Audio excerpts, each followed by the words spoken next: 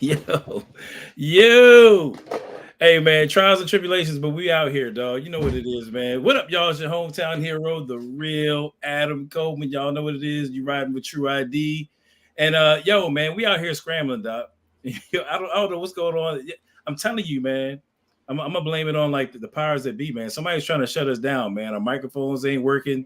You know what I mean? I'm gonna go straight, conspiracy theorists with it, bro. I mean, like the powers that be, they don't want us. They don't want They the don't want us truth to talk. out, man. They don't want the truth to come out. They don't want the truth to come out. You know what I'm They're saying? trying to stop the awakening. You know what I mean? Right.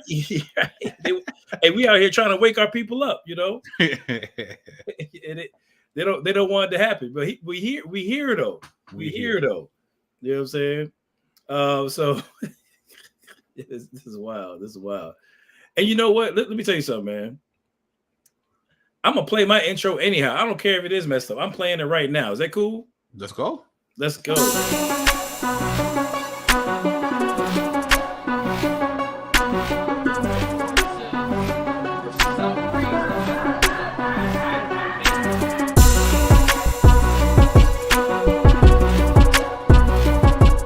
Right.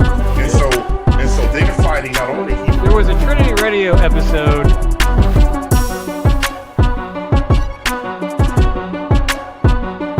Because you guys preach stuff that is like literally unrecognizable to an ancient African. You know what I'm saying? It's urban apologetics. You know what I'm saying? I got showing black identity with the gospel. Boom. We're going to try this again. What up, y'all? It's your hometown hero, the real Adam Coleman. And you riding with Tru-ID. We back outside, man. What's happening, man? I got my man BK Apologist right here. What's good with you, bro? Yeah, it was good. Somebody tell Isaiah Robinson to calm down, man. Isaiah has to He's jumping out the chat already. Look at him. Look immediately. He's got to calm down. He's got to calm down. You already know. I mean, if it's anything to do with the West Coast, yeah, I know. Left Coast, Isaiah Robinson is all over it. I respect it. The West Coast has been waiting for a win like this, and I am calling this a win. Spoiler alert, for right now, it's a provisional win for the West right now. The West Coast has been waiting for this since the 49ers got beat up in the playoffs. You know what I'm saying? They've been looking for something. They needed this right here. You know what I'm saying? They needed this right here. Right. Yo, what we talking about, man? We talking about hip hop, dog. Yes, sir. We're talking about hip hop. A lot of people don't know. A lot of people don't know. Don't let BK Apologist fool you. You know what I'm saying? Don't let the smooth taste fool you. You know what I'm saying? BK Apologist was out here lyrically snatching chains out here back in the day. You know what I'm saying? These are true lyricists. I've been Isaiah Robinson said that hurts. He's in the chat. Yeah, you know it's true. Nah, you know it's true, Zeke. Y'all was out here scrambling with the 49ers, man. But nah, man. So I mean, people know, man. I used to rhyme back in the day. Shout out to my man Vader Hedgeman. We've had him on the channel. So hip hop as a genre is just something that I've always loved. It's something I love, something I've always loved. And I don't condone or endorse all the messages of MCs or whatever, but I kind of look at it. It's like basketball. The same way that Kobe Bryant had an ill fadeaway. MJ had an ill fadeaway. A punchline is a punchline. There's right. A certain skill in terms of how to put words together, and I do enjoy breaking those things down. And also, we're talking from within the culture, not from outside the culture. That's why Adam is prefacing what he's doing. Like, we both are MCs. We know what it means to be in a cipher. We've battled. We've recorded. You know what I mean? So it's like we understand the elements. It's not just one. The elements. Yes. Of hip hop. So yes, let's put it out there. So talk about that a little bit, man. We about to. So for anybody who don't know, either you just not a hip hop head or you just been under a rock. There's been major beef, going on in the interwebs and hip hop, realm or whatever. Particularly between, I guess it's technically Kendrick, Lamar, J. Cole, and Drake, of course. And so I think it kind of gives us occasion to touch on a bunch of different topics, starting on the hip hop tip. But, talk a little bit for those who don't know. Let these people know who you are on that mic, bro. Tell them what it really is, bro. I mean, I've done my thing. I went by the name of Tranquil, and, I used to be up in the open mics on the regular, So you was tranquilizing MCs, bro? Like you was hitting them with the trank You know, Well, like I mean, tranquil meaning peaceful, not okay. so much, violently like what you're saying. It's more about just it's when you first hear that dope verse from someone, that feeling of Yeah. euphoria. So I hit that. Okay. I see. Uh-huh. You feel Understood. that when you hear something dope. You know what I mean? So Right. that was always my intent. Like when you hear me spit, I want that to be the feeling that you experience. So Oh, that that's was the whole fire, bro. idea Okay. of I didn't know that. Okay. being tranquil, right? Gotcha. So yeah. So did you go by Tru-ID when you rhyme or Nah. So, man, I had so many names, bro. You know what I mean? Some of them I'm not even proud of today. You know what I mean? It's like, oh man, because you got to understand. Like, I fell in love with hip hop. I'm an '80s baby. So was introduced to it. I'm pretty sure KRS-One was the first MC I heard. But primarily, like most of my, I guess it was the '90s that really shaped how I approach hip hop as an MC. And we talk about the '90s, at least for the East Coast, somebody where I'm from, you got to talk about Wu-Tang Clan. You know what I mean? So facts? for me, I kind of started. All right, I'm gonna go ahead and put it out there. Like one of my names was Black Lazarus. That was one of my Wow. names. Black Lazarus. That sounds like a Wu-Tang member. Right? Yeah, Like it's got that Wu-Tang type vibe. You know what I mean? So yeah, I mean just stuff like that. So I had like a million different names, but I eventually settled on the name Scott Lane, partly because, truth be told, like when I first started doing Christian hip hop, really throughout my time as a rapper, I mean, I tried to keep the message of Christ center in what I was doing, and so being a Wu-Tang head, I was all about like double and triple entendres and deep rhyme schemes and all that kind of stuff. But I realized as I was doing youth events and things of that nature that, particularly when you're rapping on stage, I mean, nobody knew what I was talking about. You know what I mean? They might catch a piece of the hook, but right. it was going over people's heads. And so you was a backpacker. Oh, for sure. I mean, there's no doubt. Nerd rap. For 100%. But I kind of dumbed down, my style, in order to reach a wider audience. And so I still kept the lyricism, but I just tried to be more simplistic with it. And I felt like at the time I was going by the rap name Prophetic, and I felt like it was just too Christian-y. So total opposite. I was just, Scott Lane. It's kind of like Peter Parker, Bruce Banner, right. That type of flavor. I felt like Scott Lane had that type of flair, and that's kind of really how I spent most of my time rapping under that name. But I was, hey man, I was out here with that pen, dog. Like I was out here, really getting it. You know what I'm saying? Back, shout out to my guy, Britt. You know what I mean? Shout out to my guys, Sean Slaughter and my man GI 100%. Of course, we had a crew. So many people I could shout out, but yeah, we was out there getting it, dog. We wasn't playing around. Lyricism, like. I mean, we'll get to this in a minute with this current beef, but lyricism isn't as appreciated, now I think as it was then. Like back then, like MC lyricists one and the same. Like I mean, if you're on the mic, you need to be able to spit. You know what I mean? Right. So nowadays, I think that's changed up a little bit. But yeah, I was out here fighting, dog. No doubt. And I feel like based on what you said, that's what makes this current situation, I have to be honest, a little underwhelming. And what do I mean by this? I also feel like there's a missed opportunity to change the paradigm, right? Because here you have 3 dudes, right, that are actually known in the mainstream. Like these are not, underground rappers that only 4 people know from some hip hop forum, right? Like these are well known, who have sold millions of records, have gold and platinum plaques, are known, but they also can rhyme. Sure. Right? Drake can rhyme, whether you like him or not. The man can rhyme. J. Cole can rhyme. K-Dot can rhyme. Of course. So they have 3 high-profile artists who have a very good skill set decide to engage in a battle. I just feel like they had a great opportunity to move the needle back to where the culture was when it comes to battle rap. And what do I mean by that? Okay. What I mean is, for people like me and Adam, and I'm sure many people in the chat, the whole idea of battling or hip hop in general has always been competitive, right? If you're a graph writer, you're trying to be all city. You want your name on every train line, right? If you're a b-boy, you're out here battling, rival crews. You're going to different neighborhoods, right? Looking for the best, and that's all it was. You go to a neighborhood like, yo, who's the best MC in this neighborhood? That's it. I want to battle him. Right. I don't even know the guy, right? No, you don't even know him. And let me say this, like, really, it wasn't even like I don't need beef with you, right? To battle. Right. You're an MC, I'm an MC, right, and we're just in the same place, breathing the same air.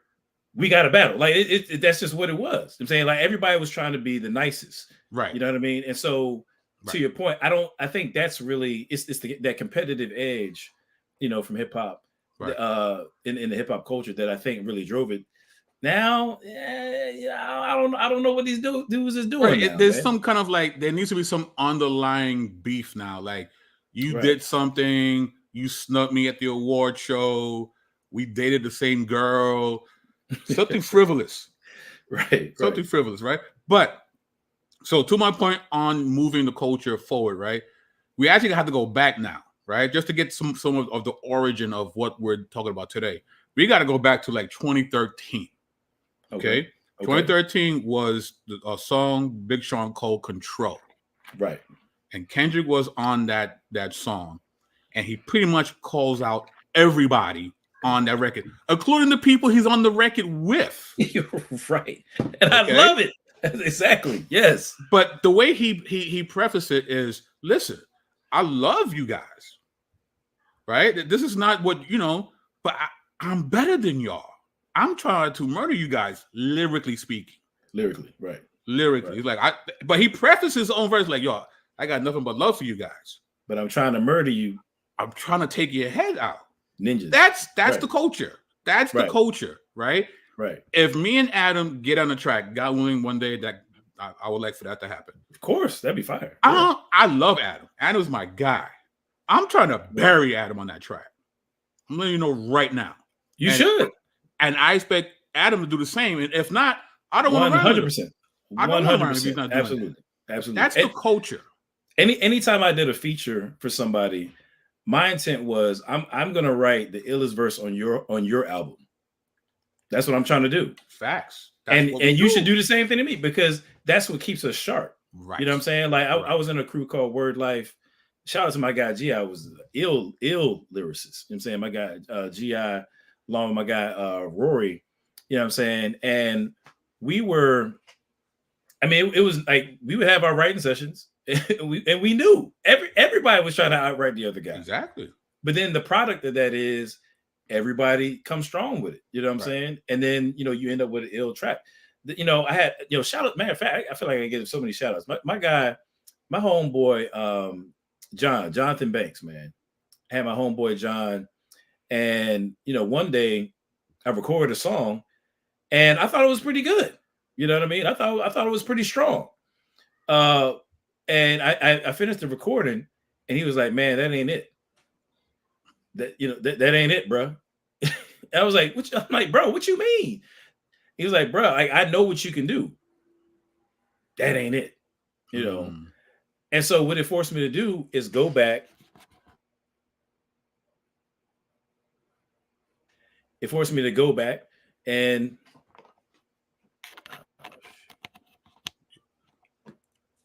so to answer Chris real quick, Chris Gibson, did I like when Kendrick said he was king of New York? No, I did not like it, sir.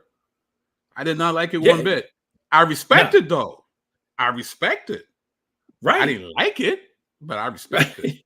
I respect it. Right. And so I had to go back and be like, dang, man, my dude ain't feeling that junk. You know what I mean? So I went back and I rewrote the verse. You know what I'm saying? It ended up being like my favorite song that I personally ever, made. But that's just what it was, man. That's just what it was. It's like people pushing each other to be better.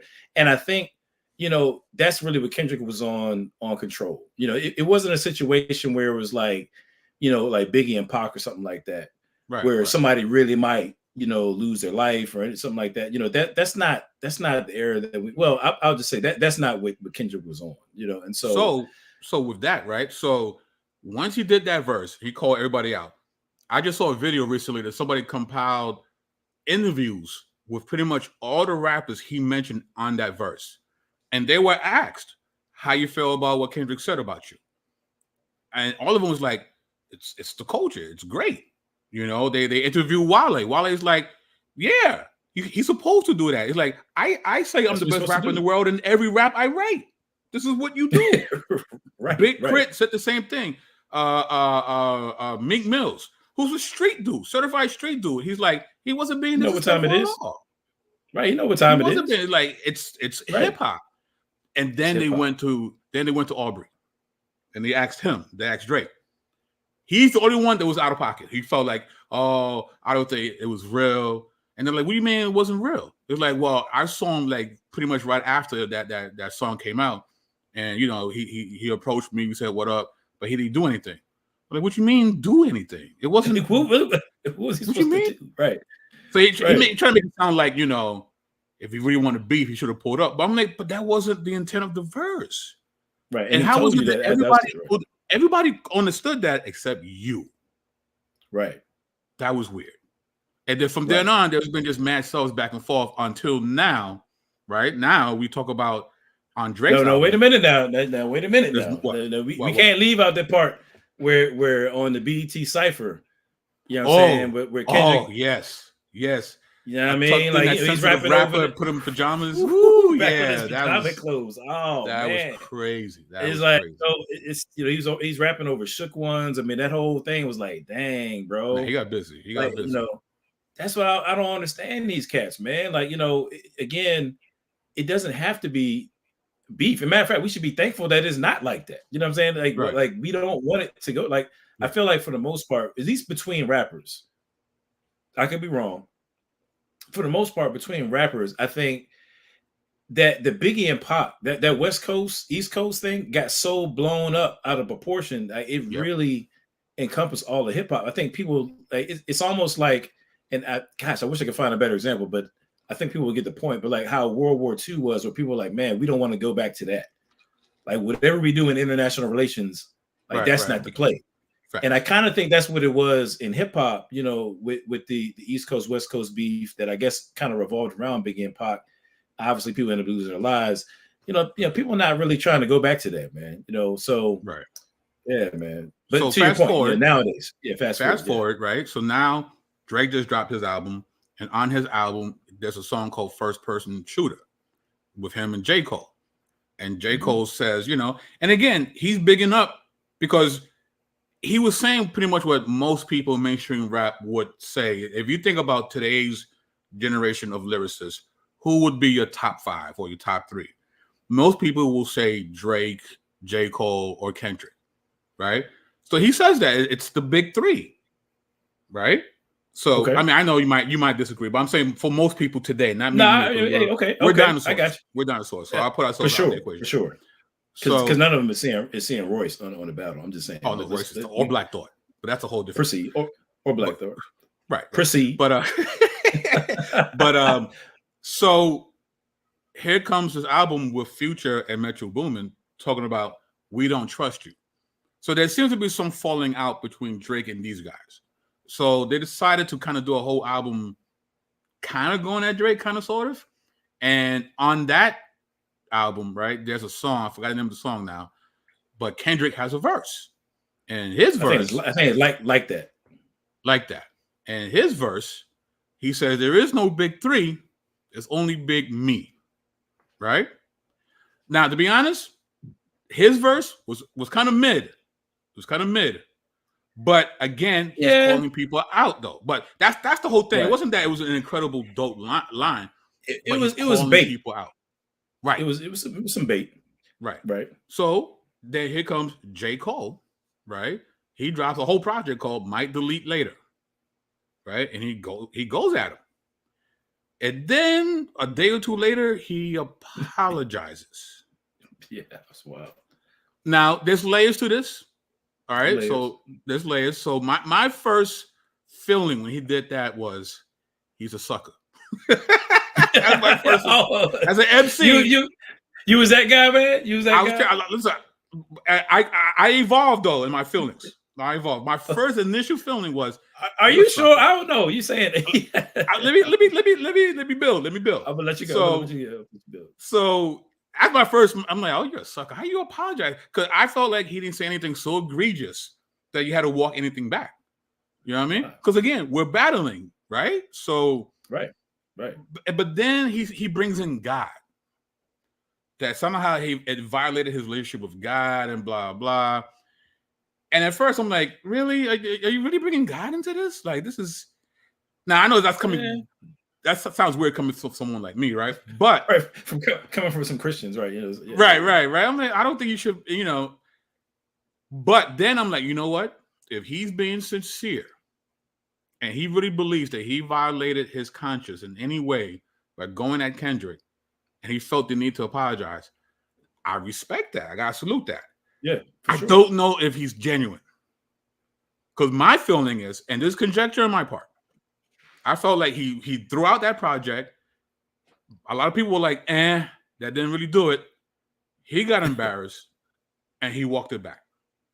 Right. And I know a lot of people felt like kind of throwing the rock, hide his hand type situation. And I know a lot of people online was like, oh, but he's being the bigger man and this and that. My concern is he's actually weaponizing being the bigger man as an excuse to get out of a situation, which devalues the concept of being the bigger man. Right. So you saying you're thinking that he may have been the smaller man, you know what I'm saying, pretending to be the bigger man as a chess move, is what you're saying.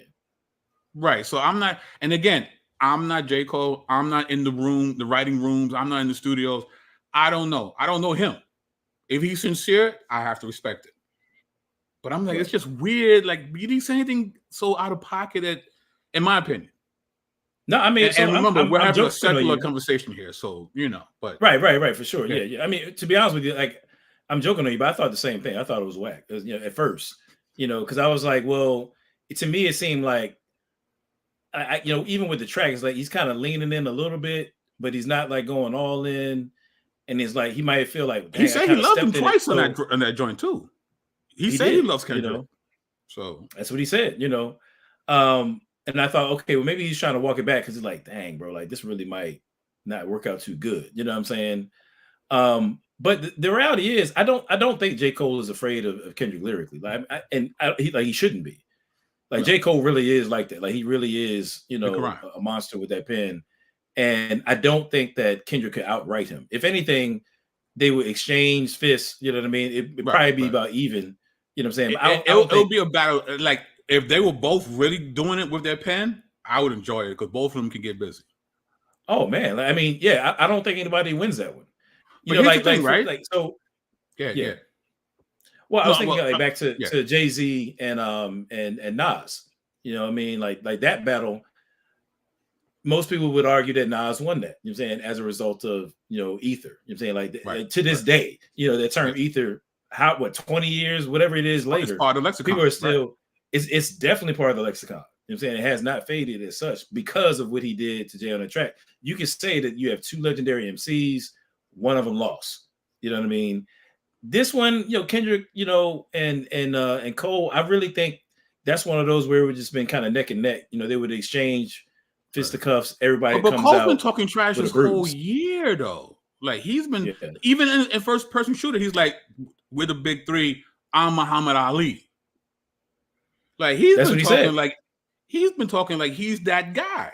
And mind you, he did body Drake on that track. He did. Facts. He did run circles around him on that track. Facts. So, you know what I mean? Like, he could, I get the flex, you know what I'm saying? But I think the thing is, and this is my other piece too, you know what I mean? If you're a rapper, I'm trying to think of an example. I can't, like, let's say like maybe like a Wale. You know what I mean? Like, I don't really know him. Like, I don't know him to be like a battle rapper type guy. I don't follow him like that. He's not even really popping now, but I don't really know him to be the kind of guy who's like really going around saying that he's the GOAT. But if you have regularly said, I'm that guy, if you're Drake, the track where he really blew up, the Forever joint, you know what I mean? Right. Was the last name ever, first name greatest. If that's you and you're going around telling everybody that you that dude. And if anybody want to smoke, you got them. Then when somebody pull up on you, you gotta get in that bag. Like you gotta show people, this is what I'm talking. Like Eminem, for example. Generally speaking, people regard Eminem as the kind of cat you really don't want to mess with. Right. You really don't want to do that. And then he has had times, Benzino, you know what I mean? He's had times where somebody tested him and they found out. It's like, all right, you know what? He was not playing. When he said, you know what I mean, he's that dude, he was not playing. These cats today I feel like they're not really like that. It's a lot of chatter, like, you know, they say it, but I don't really feel like the conviction behind it. I don't really think that they're really ready to carry it like that. Well, I mean, again, right? So it's a good news, bad news thing with J. Cole, right? If he's being sincere about backing out, we can respect that as him being a stand-up dude. But you can no longer talk the way you was talking after that, though. Nah, you can't do that. You can't be like, I'm that guy, when you had a chance to prove you're that guy and you said, never mind. Right. So you're out of the conversation. I was just playing. You're right. It's like it's like the kid who like step up, you know what I mean? And like he looked like he ready to knuckle up, and then like the guy stands up that he's messing with is like, you know, 5 feet taller than him or something like, and he's like, yo, I was just playing. Like that's right. That's kind of how it kind of came off like that vibe. But I will say this though. That you know, Kendrick apologizing and the reasons that he gave, I do think is consistent. J. Cole. I'm sorry, J. Cole. Him apologizing and like the reasons he gave, I do think it's consistent with things that he has said on record. Like he has made statements about, I think about Hunger on Hillside. I let Nas let Nas down. You know, Hunger on Hillside. He's talking about how he used to, you know, cheat on his girl. Now he doesn't. You know what I mean? So the idea of trying to be a better, you know, whoever he's trying to be, that's not inconsistent. You know what I mean? With what he has said before. You know what I mean? And so, and that's great. I think that's beautiful. As Black men, sure, we need to mature and grow. And if you feel like you did something wrong, to take ownership of that publicly, how can I not respect that if you're being sincere about it? Well, but let's go there for a second, though. Like real quick, like when you think about it, and I think this is an underlying theme. If you think about J. Cole's diss, and then his apology, and then we'll get into, you know, Kendrick and Drake. Manhood seems to be a theme that keeps coming up over and over again. And I find it very interesting. All right. Now, I'm not trying to be inflammatory or anything like that, but I find it very interesting in a culture where, unfortunately, fatherlessness or, you know, inconsistent involvement of fathers, right, in the home, you know, is an issue. You know what I'm saying, whether we like it or not. You know what I'm saying? I think sometimes it gets, you know, overplayed by some cultures, you know what I mean? But we can't act like it's not there, right? Right. And I find it interesting that I think in some ways hip hop is always wrestling with questions. I say hip hop is a genre. Like there's always people wrestling with questions of who we want to be, you know. And I think in this instance, you know, we see some examples of people who are trying to wrestle with, like, what does it mean to be a man in some ways? Right. What does manhood look like for a Black man? Now, you know, Kendrick seems to be questioning Drake's Black man status. We'll get back to that. That notwithstanding. Yes. But as a Black man, you know, in 2024, like, what does it mean? Is it weak for J. Cole to say, hey, you know what? I said some things that I don't really mean. I back, you know, I fall back. I apologize. Is it weak to apologize? You know, that I think that's, in my estimation, if he's being sincere, that's real manhood. Yes, that's real manhood. Absolutely. You know, and I think that's something that is so easy when you have a culture that, or at least a subculture that's untethered from the biblical worldview. It's so easy to lose sight of things like, what is manhood? I'm saying, and things of that nature. Does that make sense? Right. No, absolutely. So now, right after he, you know, apologizes, after a week or a couple days after that, we hear Drake's first response. Now, again, that's why I went back to 2013. Remember, K-Dot called this dude out since 2013. Yeah. Keep that in the back of your head, right? So this is Drake finally responding to something that K-Dot has said, right? The most recent thing that K-Dot has said. and I think the song was called Push Ups, right? So, he makes a couple of short jokes. You have a bad contract. The splits in your contract are horrible. Blah, blah, blah, blah, right? Fine. Right. It was cool. And then he follows it up with the tailor-made freestyle, in which Drake commences to commit audio necromancy with Tupac. Okay. Now you and I disagree on that. I hope you get into that, because you and I disagree on that right there. Well, here's my whether take that's on problematic or not. Okay. Oh, well, it has become problematic, because I'll get to that in a minute. Because, I think his intent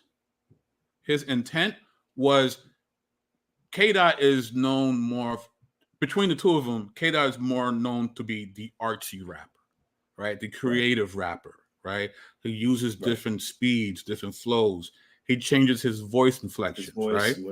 Right. So I think what Drake was trying to do was to show that on the creative side, I could hold my own against Kendrick by doing this. So I'm going to take two legends of the West Coast, one deceased, one still around, and I'm going to use the voices of these two legends to troll Kendrick, right? So the concept I get, right? Here's the problem. And Isaiah, I think you can feel me on this. A lot of people have strong feelings for Pac, right? Sure. They love Pac a lot. Sure. A lot. Worldwide. When Pac died, bro, people in New York were in tears, bro. It was hard. People were a mess here when they killed Pac. They love Pac. People got Pac tattooed on their chest. Like, they love Pac. So I don't think people took too right. They took it. I don't think people took it too kindly, him putting words into Pac's mouth. So and who didn't like it either? The Pac estate also agreed, because they sent a cease and desist letter saying that you have to take this song down from all platforms within 24 hours, and he complied. Right, he complied. I got more to say about that. Yeah, of course, No, I mean, so on the one hand, it was Pac beloved, of course, and Snoop, who, he did Snoop's voice on that with the AI. Snoop is beloved, not only really in hip hop culture. He's kind of like somehow he's like a national treasure now, I guess. Yeah. You know what I mean? But my thing is, and I hear everything you're saying, but it was fire though. It's a fire idea to take what you prize most, the West Coast, and turn it against you. That's brilliant, bro. That is, to be honest, I think, and I was tripping a little bit when I first heard it. I was capping a little bit, but I do think it's still one of the greatest diss tracks of all time. Specifically because one of the greatest. No, it's one of the greatest. It is. I stand on that. One of the greatest. One of the greatest. One of the greatest. 100%. Bugging. No, 100%. It's decent. It's creative. One of the greatest. No, but I'm gonna tell you why. All right, because battle rap is different for the young cats than it is when we was coming up. Like when we was coming up, you know what I mean? It was, if somebody dissed somebody, then you're expecting like rah, like going at them with bars. You know what I'm saying? Let me get that tack from your arm, stick you in the ground, in front of your mom, first, second, and third born, make your wife get on the horn, call Minister Farrakhan, so she can persuade me to squash it. You know what I mean? Like that's that you're expecting that. You know what I mean? Right. And like, he's going up. Now it's more so like low key, like I'm gonna respond to you as if you're not worth my time. I'm not gonna get riled up. I'm gonna just hit you with like a stray and keep it moving. That's how people carry battle rap today. So I think in this climate, if you kind of take that, taking it light, but still want to get a dagger in, like that's, to me, I think that's what Drake did. Say like he matched the climate and he did it in a creative way. You know what I'm saying? It wasn't I guess in other words, he replaced aggression with kind of like a savvy dig, that's like personalized. That's what people are on now. And so for this era, I think, honestly, there's not a whole lot better battle rap tracks diss tracks that you're gonna find in this era. I think it represents where the era is right now. On that song, he keeps telling Kendrick to hurry up. to answer. K-Dot could take his time, bro. Like it's been 11 years. But that's beside the point. He's putting the pressure on though. Like the whole song was about putting the pressure on. That's what he was trying to do. That's him being hypocritical. I mean, because but we can talk about took I mean, a decade and a couple years to respond, and now you want him to quickly. That's one. Two, when he made that little remark about, oh, you don't want to drop until Taylor Swift drops. But on the same diss record, you say yourself, yeah, I kind of waited too before I dropped my album. But all right then, so you shouldn't say anything.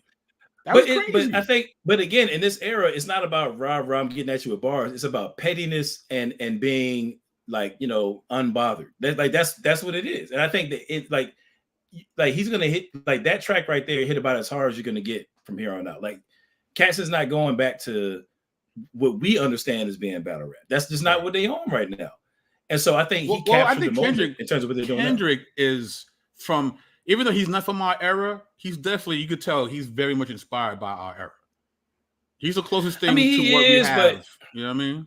Even with Euphoria, though, I think the Control verse went harder than Euphoria, in my opinion. You know what I'm saying? Like, well, the thing with Euphoria, well, I'm glad you brought it. So yeah, so he responds with Euphoria, right? Right. I don't like the beat for Euphoria. I like what he says because he does break them down, right? And he does. One of the things that he's done, and Rick Ross actually, right? The Pac thing out here. That beat was crazy. I like the beat that Rick Ross used. Like that was solid. That was a solid shot across the bow. Nothing's been totally amazing yet. Right? Nothing's been. Wow, man, I say what are we doing right now, bro? What are we even doing, bro? Dang, bro. So I can't say anything positive about Drake the whole time, or else Isaiah's gonna be at. Listen, we're riding for Kendrick right here. Come on, bro. Easy. We're riding for Kendrick. Kendrick won. Kendrick is winning, right? I'm just saying. Come on, we're trying to be fair and balanced. You know what I mean? We got, we gotta give credit where credit's due. So anyway, him doing the Pac thing actually opens up a vulnerable part of him that people have always looked the other way about. What do I mean? Okay. Because Pac, Thug Life, Wild Boy, right? Gangster, blah, blah, blah. But he was also an activist. Sure. He was also an activist. Sure. And he always fought for the rights of Black people. And that's his pedigree. His mom was part of the Panther Party, right? So even though it came across as hypocritical a lot, but I believe that he was very genuine though for his love for Black people. So yeah, sure. By him now, I'm listening. I gotta switch my camera. No problem. Go ahead. So Drake has never been that guy, right? He's never really made any comments about the plight of Black and brown people. And that's fine. As an artist, you talk about whatever it is you want to talk about, and that's fine. And everybody was fine with that. But I feel like now that you use Pac's voice, so you're Pac now. So I feel like when he did that, you stepped into, now we should talk about the elephant in the room now, right? Which is his Blackness, right? And the issue isn't that he's half white, half Black, right? Because I think even J. Cole is that, right? Is he? People in the chat, fact check me, please. I think he's definitely team light skin for sure. So what happened is because, Rick Ross started calling him white boy, right? Kendrick and the Euphoria verse, he says, how many more Black features till you finally feel that you're Black enough? Man, that's tough right there, dog. Right? So that's tough. That hurt me. And it's not racism and it's not colorism, because people are accusing Kendrick of being colorist. That's not the issue. The issue is this. What they're bringing up is, Drake, we don't think you're comfortable in your Blackness. And I think people have always felt that way about Drake. People have always felt that way about Drake, but everybody looked the other way. So Kendrick, I might give you that on Kendrick. Like Ross, I think there was some colorism there.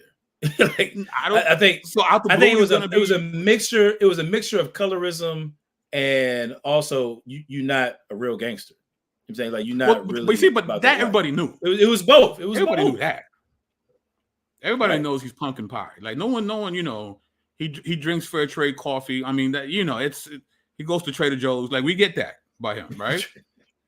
But Trader Joe's it's catching the straight. Okay. It's him not being comfortable in his blackness. It's like, is blackness part of your person, or is it a product that you have been pushing?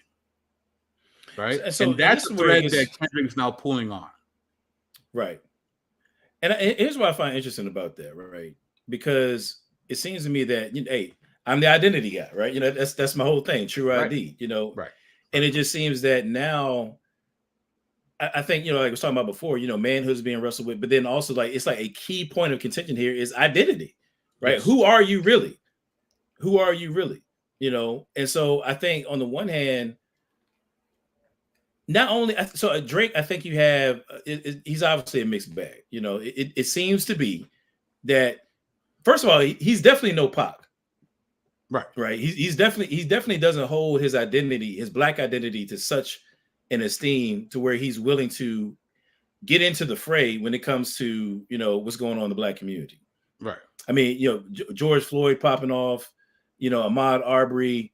You know what I mean? Like, I'm not aware. I could be wrong because I don't follow Drake like that, but I'm not aware of Drake using his platform to address justice issues on behalf of the black community. Right. Whether it be here. I mean, he's from Canada, but Lord knows he'd be here enough anyway. So he could say something, right? To me, it kind of. I'm not trying to shout out to all my Bulls fans, back in the day, but it reminds me of Michael Jordan in the '80s. One of the criticisms was that Jordan, while he's making millions, however many millions of dollars on those Jordan shoes, kids in the hood was killing each other over. And and the criticism of Jordan is that he wasn't active enough in that regard. And so in some ways, I feel like there is there's a cultural commentary going on here right now. You know what I'm saying? Like, you make money off of our community, you project yourself as being a part of our community, African-American community. But at the same time, like, have you stepped up to the plate to do anything of any benefit, beyond just make music that people like to dance to, and I think, maybe that's a part of him wrestling with who he is, dog, who are you? Right. But that, I feel like that's always been there, but we like the cute little jingles that he's created over the years. So people was like, okay, never mind. But now, give him a pass. Now that you brought up Pac, we're like, well, now wait a minute. Wait a minute.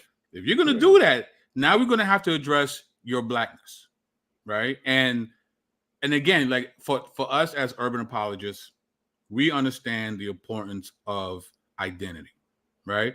When we refute the Hebrew Israelites, the Kemetic community, the Moors, whatever, they're trying to answer that existential question of what is my identity. Now, the way they go about it is incorrect, but they understand, and we agree in this part, that your identity is paramount, because if based on who you are is how you operate. And for us, the gospel is reclaiming our identity in Christ, to be the Imago Dei. That's what we've been configured to be a representative of God. So we all have multiple identities. Like, some of us are husbands and uncles and cousins, doctors, lawyers. I mean, all those identities have some value to them. But the most important identity, of course, is being an imager of Yahweh, right? And that's something let me say this. Yeah. To that point. So, I'm working on a book right now. Been doing a lot of study on identity, and everything that you said is correct. That's 100% correct. That we have really, it's actually more accurate to say that we have identities, plural.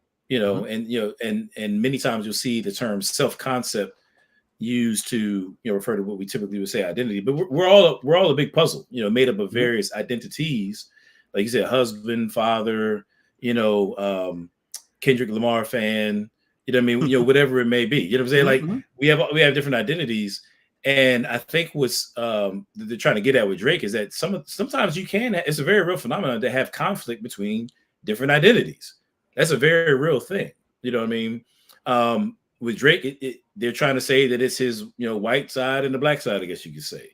or in our context, when it comes to urban apologetics, is how can you be Black and Christian? The idea of being Black and the idea of being Christian, there are commitments that come along with each of those identities, and such that they clash. They can't really meld together.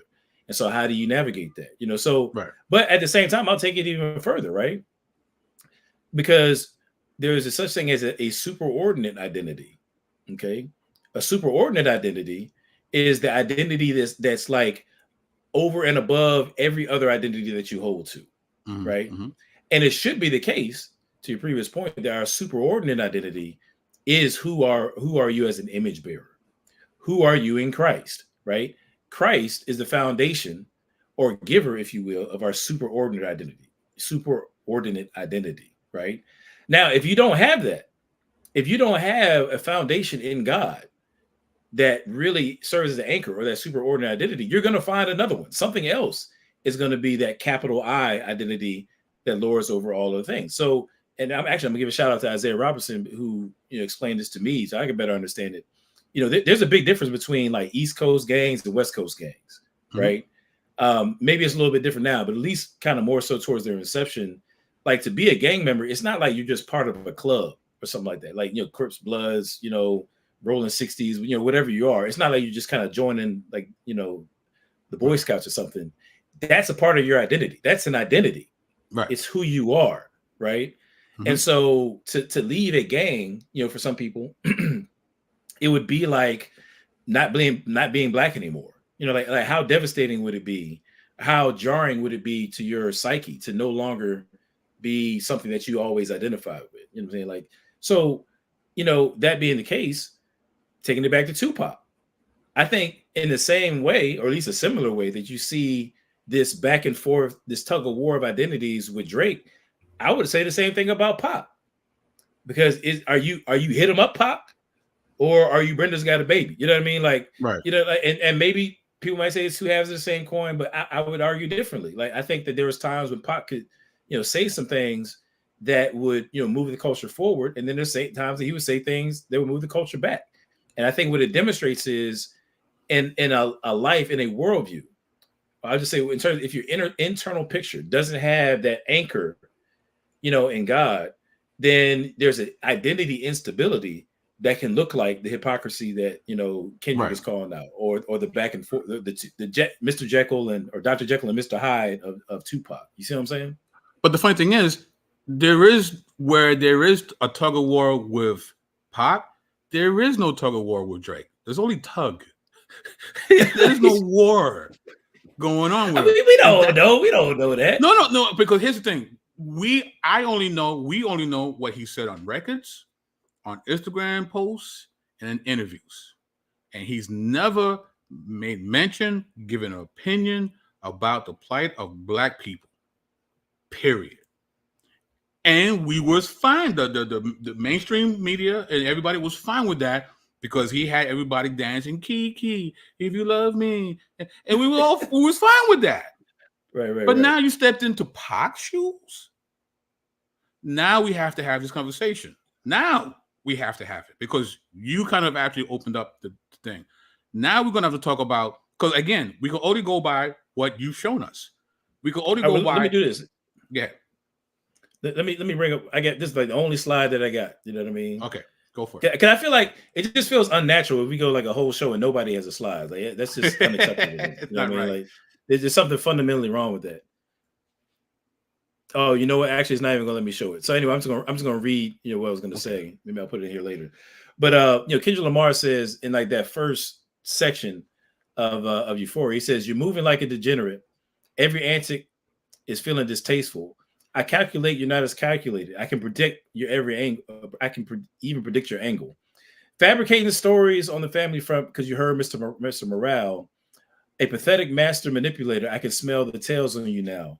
You're not a rap artist. You're a scam artist with the hopes of being accepted. Tommy Hilfiger stood out, but FUBU had never been your collection." Mm-hmm. And I think that's where he's starting to set the tone. It's like that first part is almost like a preamble to all the stuff he's going to call out. Then he says, "I make music that electrify him. You make music that pacify him. I can double down on that line, but spare you this time. That's random acts of kindness. That line is fire. Know you're a master manipulator and habitual liar too, but don't tell no lie about me, and I won't tell truths about you. That's crazy. But you know that whole thing, the Tommy Hilfiger stood out, but Fubu never had your collection. That's that identity piece right there. And this is where Drake gets in trouble. Drake has to now, if he's gonna really have a shot at this battle, he has to control the narrative. He needs to keep it he ha ha trolling. If he could get the battle to be on that, he has a shot. But if it's going to be about your blackness, you're in trouble because you've never stood up for black folk. Whereas Kendrick's entire catalog has been about his blackness and others' blackness and the upliftment of black and brown people. That's his bag. That's what he does. So if you allow this battle to be about that subject matter, Drake has nothing to counter with. Not that he doesn't have any lyrics. You don't have any evidence to counter that accusation. You really don't. But see, this is what I find interesting though, is because we're talking about hip hop, we're talking about battle rap, and I think, and I won't say this is necessarily a new thing, but I just find it interesting that it's deeper than rap, as the saying goes, right? Because it's not just like I can rap better than you. Like they're talking about character issues. Yes. You know what I'm saying? Like they're talking about like there's something deeply wrong with you internally, right? Right. Who are you? You know what I mean? And I think that's fascinating to me that, and this is one thing that I love about hip hop. I mean, really all genres, I guess, this would be true, but there's this intersection between the music and just the human experience, because we all have to wrestle with that question. Like at some point in our lives, we all have to wrestle with, who am I going to be? Who am I going to be? That's just the reality of it. Unfortunately, Drake has decided he's going to be a party rapper, and that's it. But I find it interesting. Right. And this is where I think some of the hypocrisy comes in. We can talk about hypocrisy. Where I think some of the hypocrisy comes in is that Drake has been celebrated this whole time. Right. He definitely has the records to show for it, right? Yep. And so, with that being the case, you have fans, you have an audience who love Drake and what he's been putting out. They don't care, they haven't cared that he's been, dead silent on issues that really matter. And we also have an audience who will readily buy Griselda, you know what I'm saying? Who's known for like the college shoot 'em up type music, sell drugs, the Meek Mills of the world, whoever you want to name, drug rappers, whether it be the pop pill type at the party rappers or sell crack to your mom rappers. You know what I mean? You have audiences who readily will buy this stuff and stream it and all this and that. But now, when somebody is calling the MC out for it, now it's like, oh yeah, he got him. No, you know what? Actually, he didn't just get him. He got you too, actually. You know what I'm saying? Because really, y'all been loving it. So you can't, it's almost like, if you've been rocking with a dude, you know what I mean? Like he's like one of your peoples, right? And then somebody else starts bombing on him, and then you like switch sides and you start joking on him too. Like that's hypocrisy. Right. And to an extent, I think, for the culture, you know what I mean? Like that's what we're seeing right now. That's what we're seeing right now. I mean, and another thing that K-Dot brings to mind too is, and he uses the whole Sexy Red association to make the point of his relationship with black women in general has been very toxic.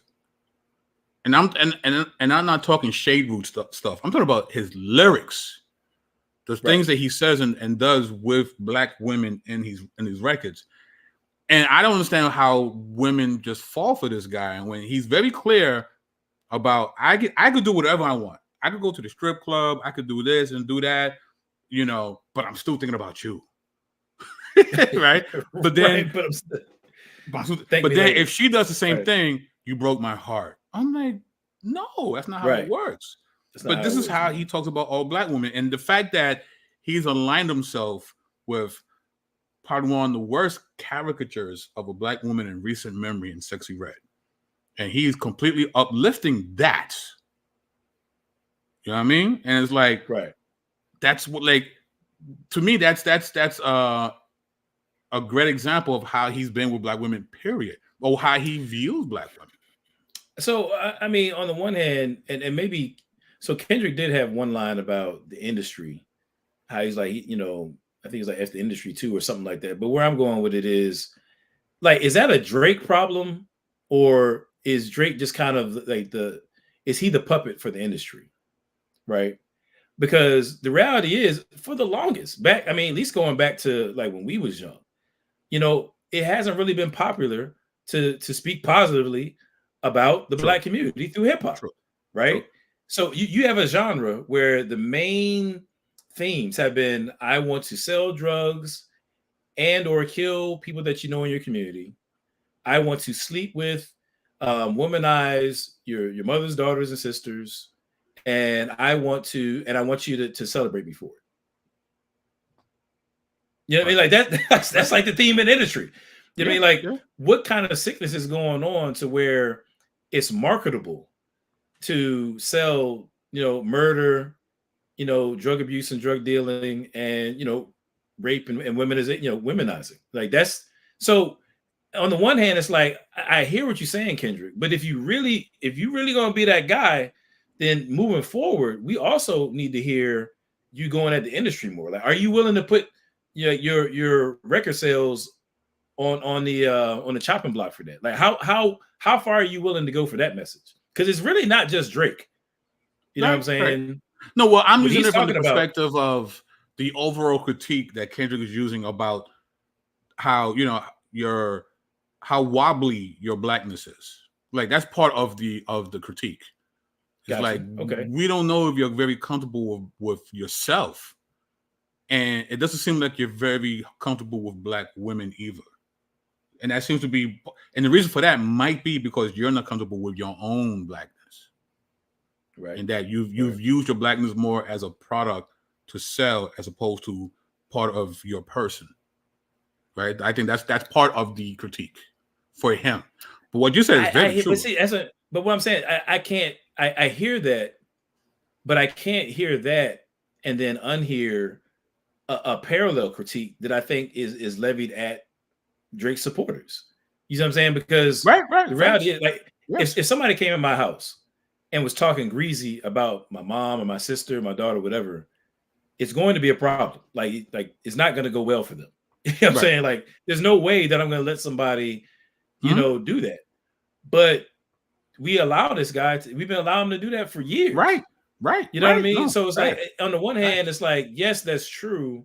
But then at the same time, I feel like Kendrick's commentary is what's the word I'm looking for? He's giving Kendrick the smoke, but then he's giving Drake the smoke, but then Drake's audience is getting like secondhand smoke. You know what I'm saying? Because that critique has implications for those who consume that music. You know what I'm saying?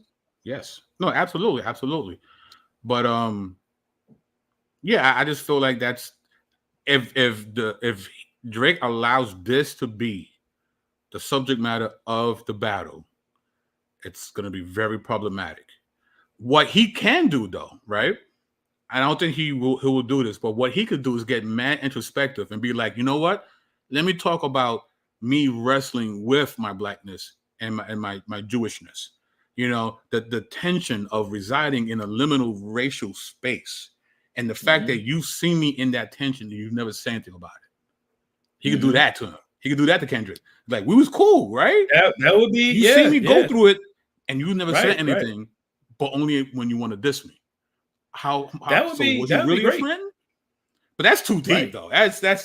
I mean, but that would be amazing. Like, but no, it might not be though, because I think that's consistent. Because Drake is an emo rapper anyway. True. You know what I'm saying? Like, that's his genre. So to be that kind of emo and self-reflective, I don't think it would be a stretch. It wouldn't be surprising. You know what I mean? It would just kind of be that would be amazing. Anyway. I think that'd be great. You know, now the trouble is this though. Again, it's about how far Cats is willing to go. So a recurring critique of Drake that Pusha T brought out is fatherhood. You know, the story of Adidon. You know what I mean? Like, Pusha T brought that up, and then Kendrick in Euphoria revisits that.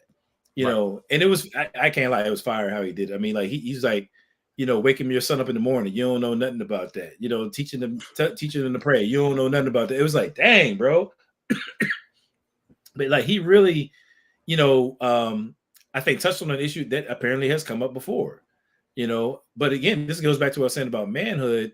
I find it interesting, you know, where you have a culture that's wrestling with itself and wrestling with questions about who we're going to be. One of the stiffest critiques that two of our you know most prominent rappers have for one another, one or at least one towards the other, is this issue of fatherhood. Like it's not just I'm a better rapper than you. It's not just that your music is trash. You're a bad father. like yo, that cuts deep. Right. You're just a bad father. You know, that's wild. That's wild. You know, like and so you're I bad think for, that, you're bad for black folk. You like hypertension. You're bad for black folk. You know what I mean? Man, like, that's rough right there.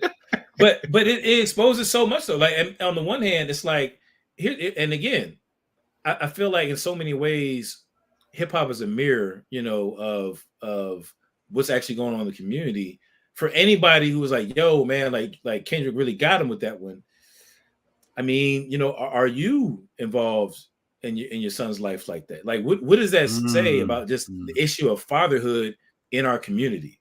In other words, I feel like Kendrick, he's raising issues that actually should, if people are really reflective about it, should cause people to kind of raise the bar about how they live it. You know what I mean? Like, because it's bringing up a lot of questions about integrity, fatherhood, you know, what it means to really be about, you know, the cause and so on and so forth. Like, all of these are just, they're all character issues, character and culture issues that I think really transcend just like this beef right here. You see what I'm saying? And what's interesting with that, right? You would think a song based on that wouldn't get a lot of views, right? Or streams. Right. But according to this here, it says that it's Euphoria. It's the biggest single day of any rap song released in 2024 so far. Wow. So wow. It is the biggest one day streaming of any rap song of this year so far. And it's a diss record commenting on another man's lack of integrity and manhood. That's the biggest one day streaming of any rap record this year. Right. So yeah, Kendrick is winning right now. Kendrick is winning. Yeah. Right. Yeah. Kendrick is winning. Yes. I think if you was wondering where we stand, yes. You hear us, Isaiah? Kendrick is winning right now. Right. Isaiah been waiting for us to make that statement this whole time. Exactly. That's the reason why he's still in the chat. He's waiting for us to say it. That's the only reason he's still here. He's gonna log off right now. It's okay. Yeah, for sure.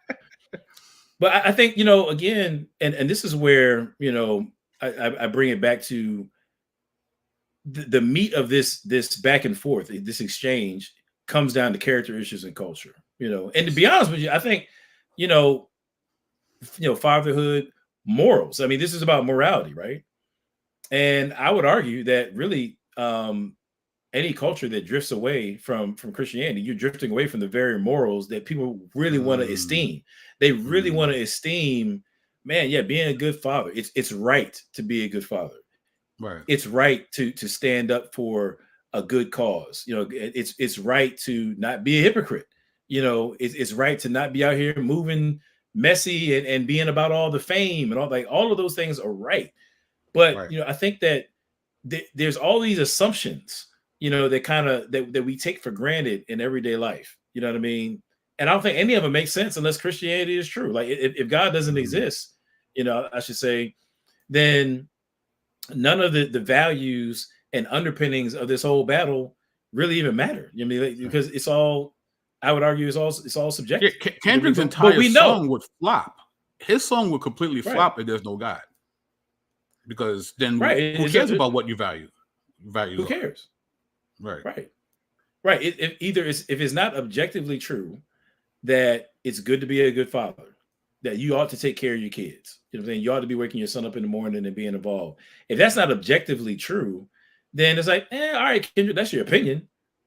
But you know, why should that sting Drake if he clearly thinks otherwise? I mean, I don't know that he does. I'm saying if he thinks otherwise, then it doesn't matter. It's just your opinion. But we know it's not just opinion. Like we know that there are real moral foundations to how we live and move every day. And I just think that it's like, you know, it's almost like, you know, it's like breathing air. I'm saying we're breathing the oxygen without thinking about it. You know, in the same way, we're engaging in moral behavior for good or for ill every day without thinking about it necessarily. all the time. But So if somebody cut that air off, I mean, if somebody smothered you, you'd be very thoughtful about it. Likewise, when you run into certain moral realities, it's important, it's significant. Right. So Adam, any predictions? Well, first of all, do you think the battle's over, or we're gonna get a couple more rounds? No, it's gonna be a couple more rounds. It's gonna be a couple more. I mean, Drake said in the last round that he was ready. Like if Kendrick hits back, then he's not gonna like where it goes next. So Drake would have to know that Kendrick was not gonna take this line down, and so therefore he's gonna have something in the chamber. And I think that if this is how Kendrick has come with it thus far, round 2 is gonna be bad for Drake. I think. I'm gonna say out front. I stand corrected. Of course, of course. This ain't the best thing. He already has something already in his hard drive. He's just waiting for the right time. You know what I mean? Right. Absolutely. Right. And I think that I stand corrected. To be honest with you, I didn't think that Kendrick could come back. The way that he did after Drake's track. I'm not to say he was going to take it lying down, but I felt like there was the pettiness level of Drake's previous the one with Pac and Snoop was so high. I was like, he might have just out petted his way to a win in this battle. But Kendrick came back with it, and I think he's going to do so again. But what about you, man? What are you predicting? What do you think is going to happen? Yeah, I think like to me, I felt like this could have been this should have been paradigm shifting, right? Because with the three of them, right? And honestly, this could have been like a tour. This could have been the Big Three tour. Yeah. And then, come into the Big Three tour to see who's the big me of the Big Three. Like that could have been the lore of the concert. And maybe at the end they'll drop an album together called The Big Three. Like they could have completely took over the whole summer if they wanted to with this. You know what I mean? Entirely. So I feel like they missed out on a great opportunity. So, but yeah, I think there's a couple more rounds. I don't think we've heard the best of either one of them yet. I think all of them are still playing it safe, and they're waiting for the other to come out with a nice right hook to be like, okay, now I'm gonna throw my heavy artillery. I don't think we've seen the best yet of both. Both parties. I agree, and the scary part about it is, all jokes aside, Kendrick is a top 5 rapper. Like he's top 5 hip hop all time. I mean, I know. Wait, all time? All time. All time. Top 5. All time. Top 5 all time, for sure. So who did he knock out of the 5th spot? Who was in the 5th spot? Who was in the 5th spot? You said top 5. Yeah, I'm pressing. I'm pressing you. Let's go. I mean, whoever was there. Kendrick knocked him out. Whoever it was.